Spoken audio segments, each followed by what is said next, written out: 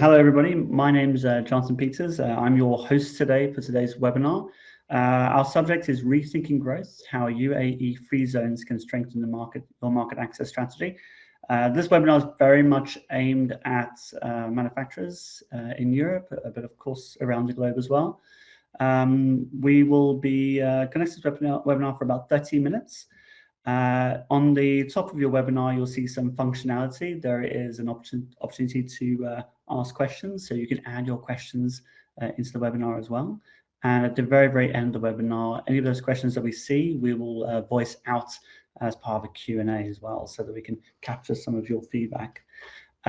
For anybody listening to this webinar on demand, because I know a number of you said you wanted to do that, we will also have a presentation as well. So we'll share some of the documentation materials that have come from this as well, including an Excel kind of guide on how to do things within the Middle East, etc. So let's get started. Today, I'll be your host. My name is Jonathan Pieterse. I'm one of the founders of NXT Horizon. And I've been working in manufacturing now for about 15 years.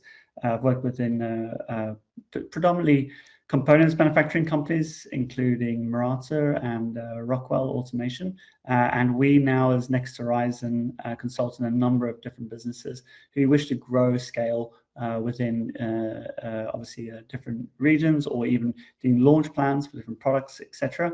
It's kind of our area of expertise. And we're also joined today with Robin, who's also part of NXT Horizon, and Andreas. I'll let Robin go ahead and introduce himself. Hi, everybody. Robin Joffe here. Also, as Jonathan mentioned, a co-founder of NXT Horizon.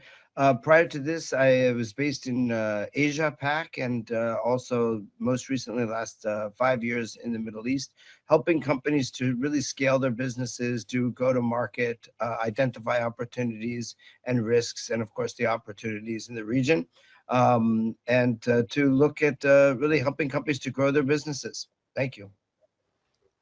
And I'll also get our guest speaker, Andreas. He's from Khaimah, RAKEZ, the economic zone in the UAE. So I'll go ahead and let Andreas introduce himself as well. Hello, everyone. My name is Andreas Sajgaschew. I work as a country manager for the Khaimah economic zone. I'm responsible for several European countries. What we do in our business development department is that we support investors, industrial companies, HNIs, who are interested in investing into the UAE and bringing them closer to RAKEZ and Khaimah. And I'm very happy to be a speaker today at this event.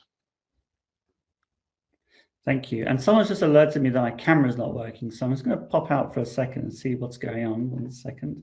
Let's see. There we are. So I'm sure everybody would love to see me. Who knows? So I think you all can see me now. So one of the things that we're going to be talking today is about our challenge, the challenge we face within Europe, especially. Right now, there has been a lot of changes within the supply chain market, within how we work, within the labor rules, regulatory, the carbon challenges that we've had to kind of like abide to, specifically with the EU, combined with increasing energy costs, etc. So all of these issues are squeezing us more and more. And if it was a case of that we could deal with this head on in a kind of a free market, maybe it would be an easy enough pill to swallow. But the point is, we're constantly competing with materials coming in from China, which may not have the same pressures. And now from the US, we're getting as well with the tariffs. So I think it's a really tough time for manufacturers. I would say, and whilst we work on a little bit of negatives at the beginning of this presentation, there also opens up a lot of opportunities. When we're forced to change, it actually creates a lot of dynamism within the market. And you may find, through some of the challenges you're facing today, there are ways that you can, adapt your business so that you can increase revenues further than you may have thought, and reduce costs further than you may have been at when you started. there has been a lot of broad appeal around the Middle Eastern hubs. I'm sure all of you have been talking about this for some time. It's been an issue specifically where I'm located. I'm located in the UK. For a lot of manufacturers, is that people have been thinking about where they could move to, but at the same time, that can create a lot of nervousness. So today, really, what we want to do is perhaps open the curtain, release the veil, and talk a little bit about what that might mean. So let's go into a little more detail about some of these challenges. I mean, one big number that we were surprised actually when we did our first research analysis into this was that 71% of manufacturers have been forced to raise prices in 2025. So I would say that this number, if you were talking about small increases, may not seem like a big deal, like we increase prices every year, but we're talking about sizable changes to the way they cost their services. And someone is hurt in all this, whether it's ourselves because we no longer be price competitive, or whether it be through the consumer or the distributors managing the products. Wherever it is, everyone's feeling the squeeze. And the issue with this is that there has been inflation across the board. We've been seeing the same issues within, further sectors beyond ours within Japan, where we've seen a lot of hyperinflation there in the market as well. And all of these issues create a very dynamic market as far as supply is concerned. Some benefits, of course, but in other ways, some huge challenges as well. So offsetting this has been a challenge. The other issue, which I think is much more specific to Europe, is the rising energy costs. We've found that European manufacturers alone have seen a huge percentile growth in costs as far as production of goods is concerned. The other issue we're seeing is that whilst that is high, we've also been forced to look for other ways to bring in, energy into the way that we do, or be more efficient in the way that we produce products from an energy perspective because of carbon offsetting. Siemens, I think it was 5 years ago, declared themselves carbon zero, and everybody kind of felt the rush and the pressure to be able to achieve that. But the point is that they were able to do that in a very, very different environment to what we're in now. And the idea of being able to achieve that whilst being squeezed in multiple directions makes it quite unlikely for a lot of companies. With the rising costs within the consumer market means that there is more governmental pressure about raising salaries. So we've had double-digit cost increases on staff, and the labor laws within Europe, as we all know, are quite strict as far as this is concerned, which has made us hesitate perhaps in putting staff and deploying people into the manufacture of goods, which has forced us already to perhaps rely on contract manufacturers or people overseas to be able to do things that perhaps we've had the appetite to do for ourselves. Now, this also combined with a real gap as far as skills are in the market, and finding talent is one thing, but finding talent that sticks is a completely new issue. And I think this is what people have been saying across the board that we've been speaking to, is that it's all very well finding people who may have the necessary resumes or CVs to be able to do what they need to do, but the actual managing of what's happening with a lot of projects, people have been looking elsewhere for a lot of the skill outside of Europe, which has been a big challenge as well. The regulatory complexity has always been there. I would say it's growing, but not growing. It's not the fact that it's growing is the issue. It's the fact that it's becoming far more aware to us about these issues with everything else combined to it. So where we're trying to do the right thing, where we're trying to follow the rules, and we're trying to ensure that the products that we create, have a certain standard and a certain quality, trying to do that and working within,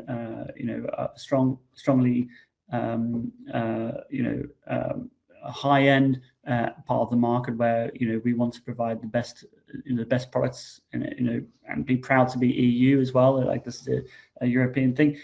It's becoming harder and harder whilst we're trying to compete with manufacturers who perhaps don't have the same opinion about what they should be producing. And in a price competitive environment, we've been forced to cut corners in areas that we may not want to. I think a lot of what we want to speak about today is how not to cut corners in those areas, how to maintain the quality and maintain the standards that you set in place within your manufacturing process and the products that you create. So I'm going to get Robin to speak a little bit about this, but supply chain and market volatility is another kind of growing area. So I'll hand the floor over to Robin now. Sure. Thank you, Jonathan. I think one of the most important things that companies obviously have had to do over the last, and Jonathan was mentioning a little bit about this, was obviously with these cost and regulatory challenges, the companies are having to really look at how they're going to look for these new alternative locations that they have to search in the world for to maintain their competitiveness. It's very important that they have alternatives to their traditional locations. They need to diversify. It's very important they have to cut their risks. They have to enhance, how resilient they are with all the recent uncertainties in the markets, not only from technology, not only from other types of issues that are going on in the world, but they have to diversify into where they're going to get their products, their supplies. The Middle East actually is one of those emerging markets that organizations are starting to look at, because one, it is a gateway, as I would say. As I had mentioned earlier, I was in Asia. A lot of companies looked at Asia. They looked at different places from Thailand to China, etc., as a location for them to grow. But in the recent years, there's been a shift over to the Middle East, because it is one of the big gateways, not only to the Gulf region, but also to Africa. It's a location that companies feel is for the Gulf region being very stable in terms of the countries that are here in the GCC. They also have predictable operating environments, so they've got very good regulations. They have very good the scalable infrastructure, and this allows companies to really predict what's going to happen over the next couple of years in terms of their growth. When we look at the market volatility, obviously within the supply chain, the vulnerabilities that come through, obviously it showed weaknesses in Europe, it showed them in Asia Pac. Just when we look a couple of years ago when we had COVID, we saw the supply chains that were very disrupted. You have to, very much look at the specific locations where you're going to be not only supplying Europe, for example, but also Middle East, also Africa, to be able to make sure that you always have your products, your inventories ready. And if you're not having a diversified, let's say, manufacturing base, then it's often difficult for you to, keep your production going. Also, technology is a very big issue with all the new things that are coming in with AI, with automation, digital twins. You need to have a base that's that's really globally able to support companies. You can't look at only one location any longer. You need to be able to adapt all these technological advancements to all of your locations that you're going to be working with. It's key to companies' success, and it's very important that companies start to have a not only from a technology point of view, but also the people that are going to be running the technology in your locations. I really wanted to talk a little bit about the advantages of Middle East, and I've been looking and working with a lot of companies from across the world that are looking at identifying new locations where they really want to set up. Not just here in the Middle East, but also anywhere globally. They've come to us and asked us, where are the locations? And we've more and more been recommending the Middle East. European companies, Asian companies, actually looking here. Why? Because of a couple of things.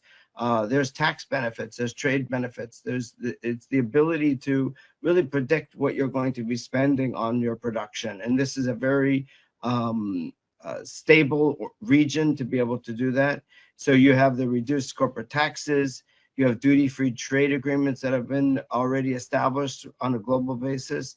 This really presents you a benefit of having these cost advantages over other locations in the world. It also is, how easy is it to set up? There are some countries that it's so very, very difficult. Your business setup, your licensing, it takes so much time and there's so many barriers to entry that you end up thinking, well, if I set up here, I'm not going to be really cost effective because it takes so much time and there's so many costs that come into it. The business-friendly regulations. It's very easy. I've helped a couple companies set up here, and I've helped them to also set up in Asia. And the amount of time that it took to actually help these organizations set up here could happen within a couple of hours. You can have an organization ready.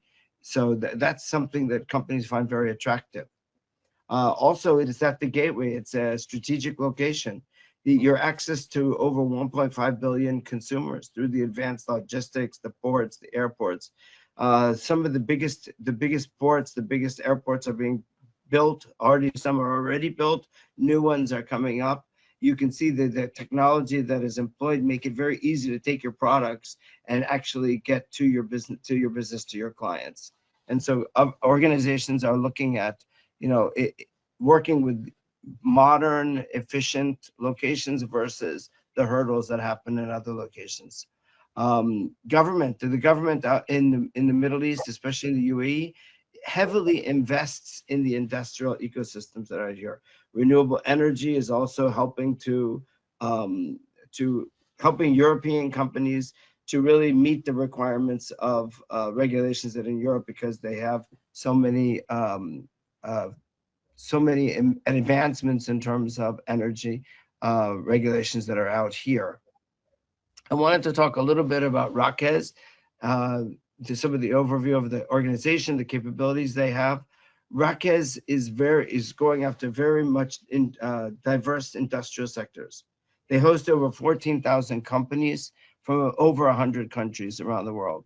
They're looking at manufacturing, logistics, technology, aviation, just all the major industries that are here already.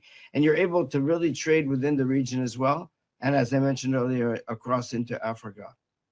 RAKEZ offers specialized zones that tailor different types of industries that will optimize these business operations. And the infrastructure that they offer is really top tier. The investor support services groups within RAKEZ, they really help each organization. It's not you have to figure it out by yourself. They actually help you to tailor it. They help you to onboard. They help you to streamline it, the processes. And this is what is so very exciting about working within these free zones, because the free zones allow the investors that are coming into the region to really make it easy, to make it, the efficiency is very high. And this is one of the things that RAKEZ is very famous for. There is also strategic market access, which means you have access to other types of markets around the region. And they provide this cost-effective solutions to really make the partnerships that they have around the region also for the European manufacturers that target specific regional markets here. And I think one thing you were mentioning about like the investor support services, one thing that surprised me about working with RAKEZ, Robin, was the fact that you can have a conversation with pretty much anyone, which is a little bit of a contrast to some of the experiences that we've had with other free zones, etc. You get a lot of quick access to having discussions about your business with them, and that's part of the reason why we've put them here today. Is they've actually been very helpful to give us a lot of information and services about how to help other companies do this as well. Okay, so this is the next part. Really is meant to be a little bit of thoughts experiment. I mean, I'm sure a lot of you can do your own research and find out different things about what it's required to make a choice about location, etc.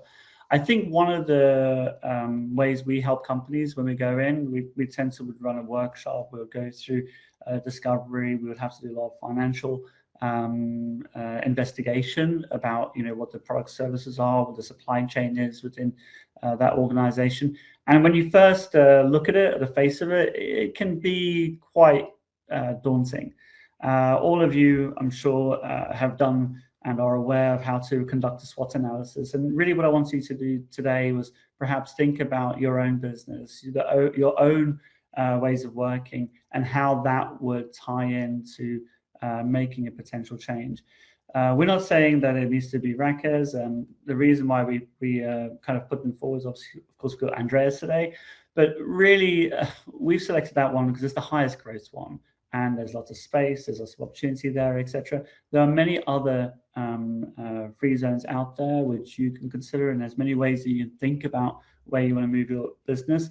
But sometimes it's hard just to say, this is a blank sheet, this is the world. If you think about RAKEZ, and you think about the locations there, and you do a SWOT analysis on that, it should be easy for you to kind of get a sense of how to evaluate a change within your business. So, of course, we talked in the earlier slides about some of the challenges that we have as far as the market environment, specifically within the EU and UK right now. And that leads you straight away to the strengths of the Middle East. Land is cheap, and I say it's cheap because I'm drawing the comparison between what we have to pay within our areas, and land is available. So the cost savings to actually getting yourself set up and running are hard to even imagine when you've been working in an environment like this for so long. I think the key thing is that coming into the UAE, it feels very much like you're coming into what you may have read about in America, like going into the West, the new frontier. Everyone's open for business. Everybody's ready to build on their revenues. Everyone's ready to make decisions and keep the market going. So when it comes to actually moving your expansion, moving into perhaps new sectors, you have a very strong playground to work with and do business. And sometimes you need a little bit of flexibility to kind of get things done, and they provide that regulatory flexibility in the UAE as well. Not in all areas, it's good to compare, but if you look at RAKEZ as an example, it's very, very easy to have a conversation with someone at least and decide what's possible and what's not. You can't get away from it. You've been squeezed financially now already. It's getting harder. The idea of having more upfront costs, like opening up a new center, opening up a new fulfillment center, production center, whatever it might be, all of these things may seem a bit daunting when you see the costs going down. But if you're going to be making an investment, I don't see things going to go better over time. Things are going to get worse. A lot of the areas that we're looking at now, there's such an influx of businesses moving into these regions that it's not land grab, but maybe Andreas will tell me there's a land grab. He's going to be speaking soon, but it's going fast. And if you're able to make a small investment now, you're really going to be thinking about getting away from a longer investment later. But you have to think about your organization. So like if you're ready, if you have the teams that can actually make it happen, and you're able to shift your operations, and you have the models and the maturity in your business to be able to do that, then I would say you'll be mad not to. But you also need to consider your supply chain, because access to products and use of products in those regions, all of these things will need to come into a factor when you do your evaluation, when you do your decision. And working with a third party or working with another consultant to kind of help you make that, I would say, is highly necessary. It's very, very hard to do this internally on your own. What the opportunities we see is really just the access to three very very mature continents. A lot of people within Europe perhaps miss out on Africa because they can't really be price competitive there. But you've now put yourself in a situation where you can compete on price by running a business in an area which is not that far from where you may be in Europe. So access to China as far as getting products in to be able to do what you need and get what you need created is going to help. The fact that you're closer, the proximity also has a factor because you'll be able to get products to line quicker than you may have done before. And the fact that you can build new infrastructure, more modern infrastructure, will also help you compound some of those efficiencies. You may have a factory which is 5 years old. You may have a factory which is 20 years old. A 20-year-old factory, is ancient in our environment with some of the changes within the MES control systems and the technicalities of building automation into your lines, etc. So if you're going to be thinking about building a new line, building a new factory, doing it here is going to offer obviously a lot of possibilities for you. It is going to get more and more competitive. We're not saying this is a non-competitive environment. There's going to be probably more tariff craziness before it gets better, I expect. But I would say that these threats are consistent with what other companies will be facing anyway, just less so with this environment. The other kind of factor that I think Robin may have touched on loosely before is that you're in a very collaborative environment here. A lot of companies are coming here with very similar goals to each other, and that makes for a very positive working environment, or a very positive business environment at least. It's far from being cutthroat. And I think we build a lot of perceptions about what the market is like because of the startup environment of Dubai. That's not really what you have throughout all of the different Emirates. So just bear that in mind. What you may hear and what is reality might be two very different things. So that leads us on to our guest, Andreas. So I'm going to hand this over back to Robin again on the questions to Andreas, and these two will be working together. So over to you, Robin. Sure. Andreas, thank you for being here. And also, we have a couple of questions, and we have 4 questions that we're going to ask you. And we'd like you, within the time that we have left, to really, go more in depth into it. So I'll just get right into it, which is, what are the key advantages that your free zone, RAKEZ, offers manufacturers that are looking to expand or relocate? That's the first. Yes, thank you very much, Robin. Thank you very much, Jonathan. It's a pleasure being here, and very informative to receive very informative information about Europe. The situation in Europe is also good for me too. To answer your questions, what are the key advantages? I would start from the very beginning. I think that RAKEZ has the advantage to be a one-stop shop for an investor, for a company. What does it mean? So we are the governmental authority, the jurisdiction of the Emirate of Ras Al Khaimah. So we are issuing your license, we are giving you the visa, and we are the landlord. I mean, if you require a warehouse or land or another facility, this is all through one entity. This distinguishes from some other jurisdictions in the region too. So we take the investor by the hand and we guide them through the whole process. The other thing is that we are quite we are not a centralized free zone or economic zone as in other parts of this region. It means that we have 3 different industrial parks which are designed to meet different business needs. So we have one industrial park which is close to Port Sakhar in Ras Al Khaimah, which is the biggest bulk handling port. We have the Al Hamra industrial zone, which is in the south of the Emirate, on the border to Al Quwain, which is suitable for food and beverage, for light manufacturing. And we have the Al Gail industrial zone, which is our biggest one with 28 million square meters, and it's currently booked out by 60% already, both free zone and mainland jurisdiction. This gives investors and companies the freedom or the flexibility to choose the right location for them. And this comes also with a competitive price or pricing, what the economic zone offers.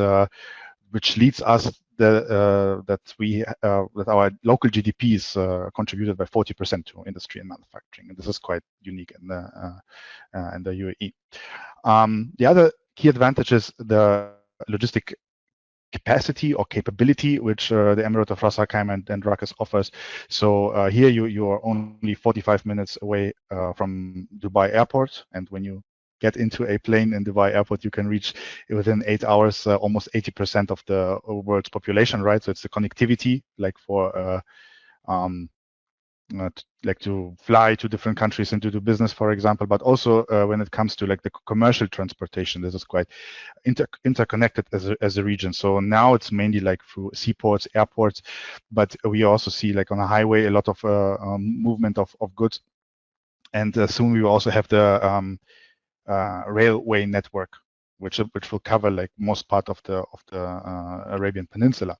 So we are talking here about a regional market of 381 million people, which is on average 43,000 US dollar GDP per capita, right? And if we go step further on a global level, then investors take the advantage of having a company in the UAE and in Ras Al Khaimah that you have access to over 30 free trade agreements or CEPA agreements, the comprehensive economic partnership agreements, which the United Arab Emirates have signed with different custom unions and countries worldwide. So just to give you some examples, it's like India, which is the biggest one, like in terms of trade volume, Israel, Turkey, New Zealand, and more are already in the pipeline. And yeah, this connection to be like in the middle of the world, you can say, like you have this bridge to Europe, you have this bridge to Africa and to Asia and East Asia, makes it like a very good position for industry and manufacturing to expand or relocate to the UAE and RAKEZ. Thank you. Andreas, many companies are going to ask, what is the specific benefits? My sector actually, is it suitable for Ras Al Khaimah? Should we be basing ourselves there or somewhere else? And so really, which one do you see as the strongest momentum in the RAKEZ Free Zone? And then maybe you have one or two success stories that you can highlight out to the people that are on the call today. Sure. I would start first again about the UAE, and then I will come to Ras Al Khaimah. So there are like 5 sectors which are like the strategic sectors of the United Arab Emirates, which is the manufacturing, light and heavy industry, food security, healthcare, technology, and renewable energy. So those projects are like very appreciated by the federal government and also by the other Emirates. When it comes to RAKEZ, like we are the industry and manufacturing hub. We have over 3,000 different activities, including also like non-manufacturing or non-industry licenses, also trade licenses, service licenses, and so on. So I see the momentum, especially in a light and heavy industry, because we have a growing demand here. And you have mentioned on the slides, Robin, that that there are 14,000 companies registered in RAKEZ. This was maybe a typo. Maybe I wasn't clear in my communication. It's 40,000 companies registered in RAKEZ by the 31st of January 2025. So we are the fastest and growing economic zone in the UAE. And the last year was quite a success. So yeah, we see also the momentum for plastic and chemical industry, because this is also like part of the how do you say, part of the plan to diversify the economy of the United Arab Emirates. And I want to be here very clear. So if we are talking about the momentum for companies, we should not only look at the local market of the UAE, which is definitely very important, but also for industrial companies to explore how they can, for example, take advantage of having a manufacturing facility in the UAE, in Ras Al Khaimah, in order to nurture like different markets. So I can give you just an example. So we have the company Green Rock, which is from the UK. They have registered with RAKEZ, so they are producing sustainable packaging for cups and plates, and they're like they can be composed at home. So a very nice and very needful applicant. and they opened a company in the RAKEZ because they needed to reduce their cost in terms of like nurture their clients in the region and also globally, right? We also have the company Savor Glass, which is a French company. I'm producing. It's like a premium glass manufacturer. So they're doing the very fancy bottles for liquor. They are also producing for perfume, like this very nice looking bottles. And you see like a pattern like with a lot of European companies who are industrial companies who are registering here, that to reduce the cost, but also the proximity to their markets, or like the emerging markets in Asia, the emerging markets also in Africa, and another and maybe another company I can also mention is Ahmadi, which is also a British company. They produce 150,000 tea bags a day. So when I was on New Year's Eve visiting my family in Germany, and I went to the supermarket and I saw a package of Ahmadi, I was like, okay, where was this produced? And then I looked at the package and it was produced in Ras Al Khaimah. So you see that this is like a real location where businesses thrive and businesses expand to take the momentum in this growth. Okay, that's great. Thank you. Of course, thank you for clarifying that before on the number. But all of these companies that come in, obviously, you can have the best technology, the best supply chain, but if you don't have the best talent, you're going to be at a very big disadvantage. So you might get one person in the beginning, but then if that person leaves your organization and you need to actually bring in more talent, this is a huge challenge for companies. So how does RAKEZ help companies to attract the skilled workers and make it easy for them to have the right type of team that they need to have to manufacture? So I have a very good news for all of the business owners who are listening to us right now in this webinar, that the labor market in the UAE is an employer's market. That means we have a very high competitive labor market here, also for the blue collar and also for the white collar. So we receive a lot of you can just do an experiment on yourself. Just go on LinkedIn, right? Type in for jobs, right, in the search bar for jobs.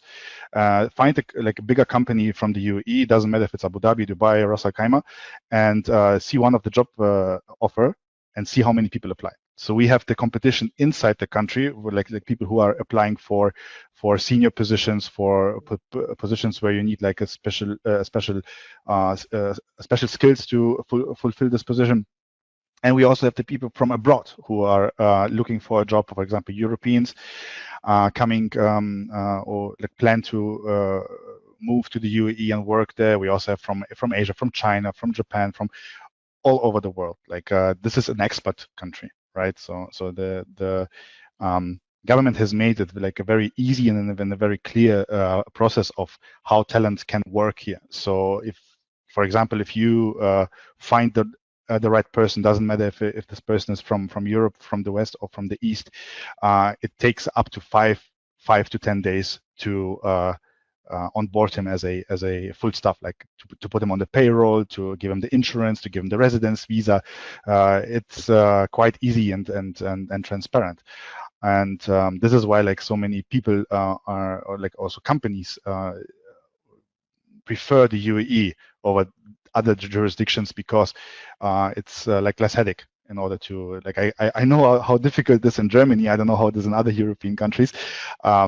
Even if you have a high skilled worker and you have to attest a diploma, for example. I was going through the same situation when I started to work here. So this takes up 3 to 4 weeks, and it's all digital. So it's a paid service. It's not expensive. You just submit all the documents, all your diplomas you have, and then the authorities will contact the university, and then you will get an attested diploma for your specialists.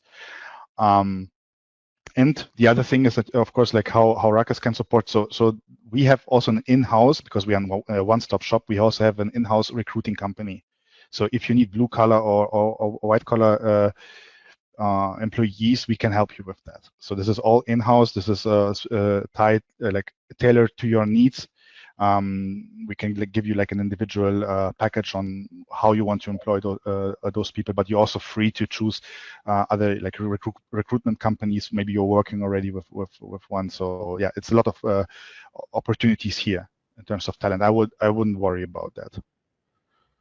Yeah, I have to say it was when I first came over to the UAE, the ease at which I saw actually from my own experience to get approved, and it was amazing, and especially when we see around the world a backlash against people working. So it's refreshing that you know that you can get the kinds of people that you actually need in a very, very quick time frame, and that you don't have to think about what's going to happen if they're not allowed to stay. So I think this is a big advantage that the UAE has. With people now looking at Instagram, they're looking at all sorts of news about the region. What would you say is the biggest, and of course, business, social, everything, about the biggest misconceptions that people have about the Middle East, about talent, about business environment, everything that that you've had over the last 5-6 years, and as long as you've been there and I've been there, what would you say are the biggest misconceptions that companies have? So there are two groups of people. So the first group is those companies who have already a footprint or experience with the Middle East or with the UAE. They have very low misconceptions because they have been here. They have seen it with their own eyes how a business is being done here, and how the life is here is like. So the most like misconceptions I get if I speak to companies who are interested but not yet experience with the Middle East. So when I go on a business trip to Europe, for example, to exhibitions or to some conferences, and I'm speaking to investors, I'm speaking to manufacturers, they ask me like, I think the most I would say like the most frequent question with what is being asked is, okay, but do I need a local partner to open a company in the UAE? And I'm thinking like, okay, this was maybe in the 90s, right? But the UAE is making it more liberal and more flexible for investors to invest here because they want that, right? So you can have 100% ownership of your company for the most activities. Like I would say like 80 or 90%. So the free zone, you can have it like 100% for all activities. The other misconception is like how the other misconception is like, okay, but if I want to start like to build my facility, will I have like enough like is there any infrastructure, or like it has to be developed? And I'm like, no, look, in RAKEZ you have like 3 industrial parks which are fully connected to all the communications like sewage, gas, electricity, water, internet.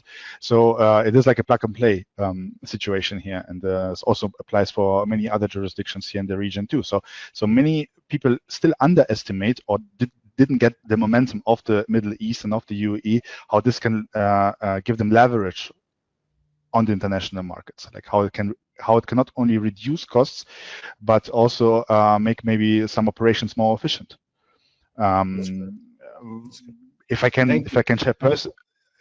Maybe in the end share a personal thing, and the other like misconception is they ask me about life, like they say, like, how do you live then? And like, I live a very very nice life. So the UAE is like it's a unique culture here because it's an expat culture, but still they do not forget their roots and the Emirati tradition. So as it doesn't matter if you come from Europe, from India, from China, from anywhere in the world, like you will find your compatriots here. First of all, you will also find a lot of other interesting people living here, or living in peace, and you have a certain level of of the freedom and let's say ease of living. Like it's a nice place to be here, and I would welcome everyone to come and visit, and you're very welcome to Ras Al Khaimah, so I could show you personally the Emirate. All right, thank you.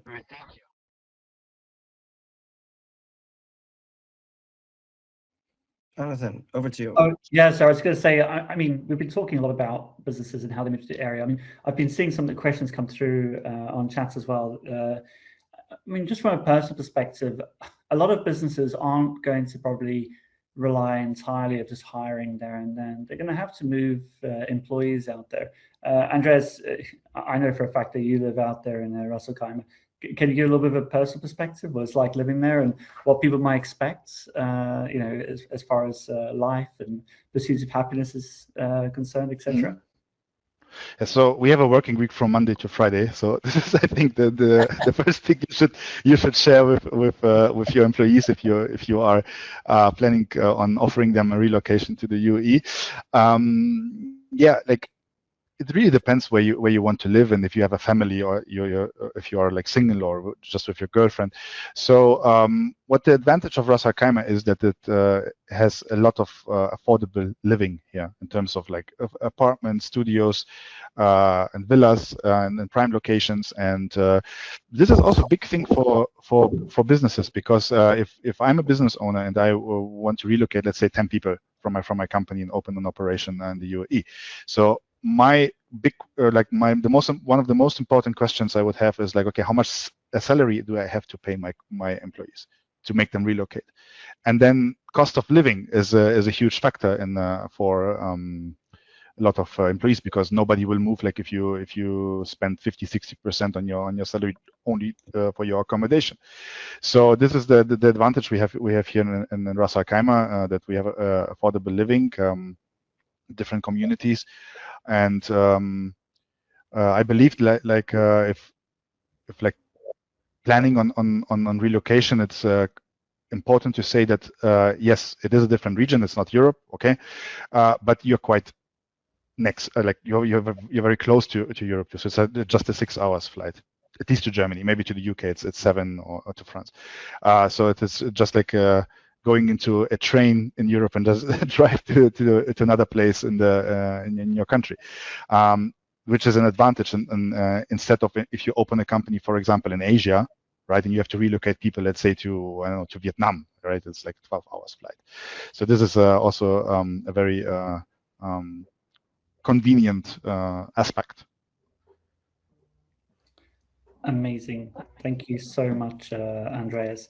So that really concludes our presentation for today and what we had. I mean, from a final thought, what I would say is that, you're not, by coming into the Middle East, I mean, people say EMEA, it's Europe, Middle East, and Africa, right? We tend to work in that sort of area. You're not somehow neglecting or moving away from what you might be doing locally. You're still going to be able to serve customers in the same way as you have been before by thinking about and scaling into the Middle East. It doesn't change the fabric or the brand of your company by growing. I think that's one of the things which we've noticed as being sort of like a personal hesitation for a lot of people. I would say that hesitation is a very, very costly hesitation. At the end of the day, you need to do what's logical for your business. So it's just something to bear in mind. It may feel comfortable, it may feel right, but sometimes, it's also about where you can have the best potential, the best opportunity, but what's logical as well for your business. And I think really what we want to do today was perhaps just open everyone's minds a little bit about what the potential could be and start to ask the question at least from today's webinar. So I want to say a huge thank you for Andreas for coming today and taking the time out from I know a very, very busy new year you've been having, and obviously, of course, Robin as well for joining us today. We're going to move to the Q&A part of the session, and I'm just going to take my screen share off briefly so I can see some of the questions which have come from the audience. Okay, so David, thank you. So there will be some content made available for everyone after this webinar. So in fact, Andreas, it might be worth sending some of the materials from RAKEZ as well. Yeah. I'll share some links to brochures and things like that. The presentation materials that we have today, we will also share it as well. We did have a few other questions, which I'm just going to go through here on chats, and I think some of these are going to be at you, Robin. So and maybe Andreas as well. But why would an international company choose RAKEZ over Abu Dhabi, for instance? Like Abu Dhabi is just over there, so why RAKEZ when Abu Dhabi is just there? There's big space there. It's the center. It's the government. Why would you do that. So I don't know who wants to take that, Robin or Andreas. It's up to you. I can take that over because I get this question all the time when I speak to investors. So there is no like how do you say, you cannot say like that one economic zone is better than the other one, or like one emirate is better than the other one. It really depends on your business need. It really depends on where you want to have your operations, and also where you feel most comfortable with. So why people choose Ras Al Khaimah, for example, and not other emirates is that it is price competitive to other jurisdictions. This is the first thing I would say. It is the accessibility, or like the access to land, right, and other commercial facilities. Also, a big factor which we already talked about is that many investors, they prefer like a more say a quiet place, yeah, compared to Abu Dhabi, where maybe a smaller emirate than the two big ones, and it also comes with costs. Like a cost factor is a big what do you say? Like the cost is a big factor in choosing the right jurisdiction. Of course, you will have companies who maybe fit into our cluster. So, for example, we have a huge building material cluster, right? So of course, companies come here because you will get a very high level of localization here, the in-country value.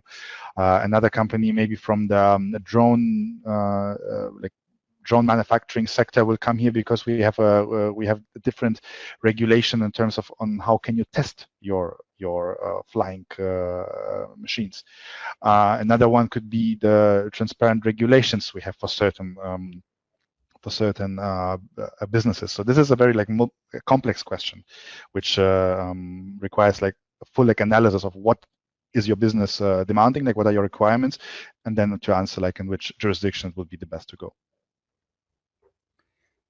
We also have a quick question here, and maybe we can help with this ourselves. Is there anywhere you can go to find more information about some of the rules and regulatory requirements of the area? We obviously touched on this very, very loosely. Yes, it's on our website.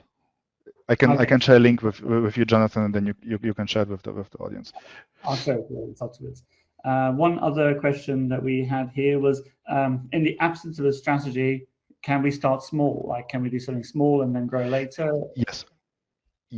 So we are not like a typical free zone as we know it from other emirates or from other jurisdictions. We are an economic zone, which means that we offer free zone and mainland jurisdiction. If there's a question on mainland and free zone, I can maybe say some words about it afterwards. So we have different business facilities which give you the opportunity, or the opportunity to register your business in a certain legal address.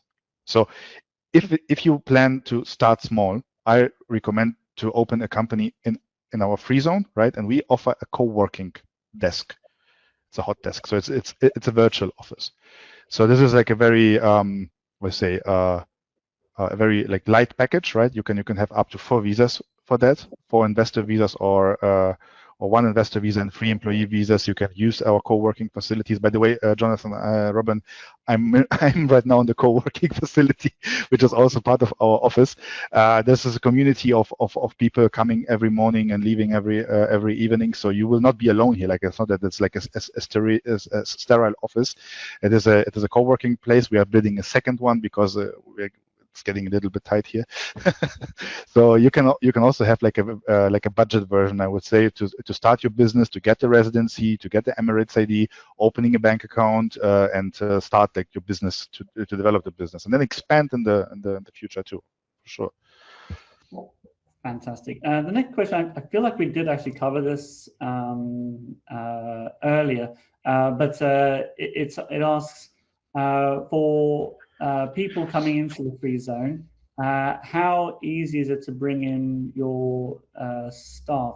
I think what they might be referring to in this one is that within Germany, for instance, there would be like an agency who would be able to go in there and kind of take care of everything as far as expatriation is concerned. Do you have agencies like that because they can help? Yes.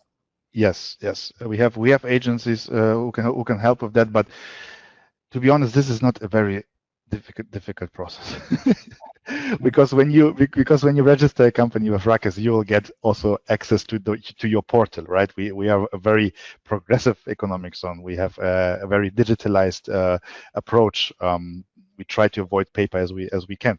So once you open your company, you will have access to your portal where you can amend, for example, your MOA, where you can add or exclude, for example, like employees, let's say, right? Or if you have a complaint, or if you have a question, like you can raise everything through the portal, and this gives you the opportunity to issue like a visa, a residency visa for your employees. So if you ask me how long it takes to employ a person, once you send him the offer letter after the recruitment process, it will take, if you're fast, it takes 5 days.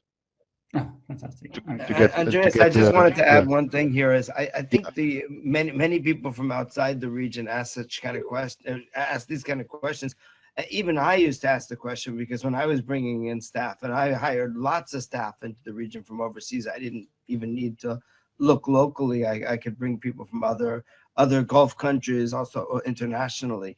I think it's just kind of surprising that things can be so easy, and that a government has made things that easy, because in many places things aren't easy. So when you find a place that it's easy, it's kind of like maybe unbelievable that, and that people can actually, one government has made it that easy to do something.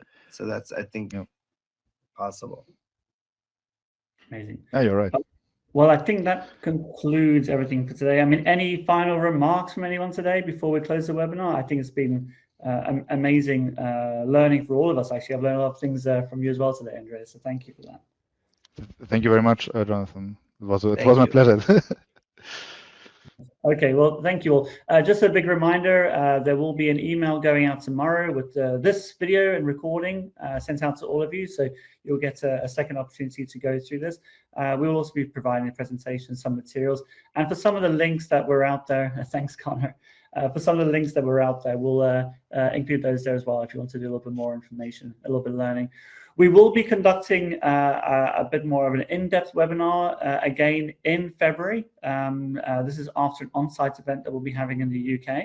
So we'll also send all of you details of that next webinar as well. So a huge thank you for the audience today for coming along, and a huge thank you to Robin and Andreas for your insights, and have a very pleasant rest of your day, and Happy New Year. Happy New Year. Thank you so much. Thank you. Cool. Take care. Bye-bye.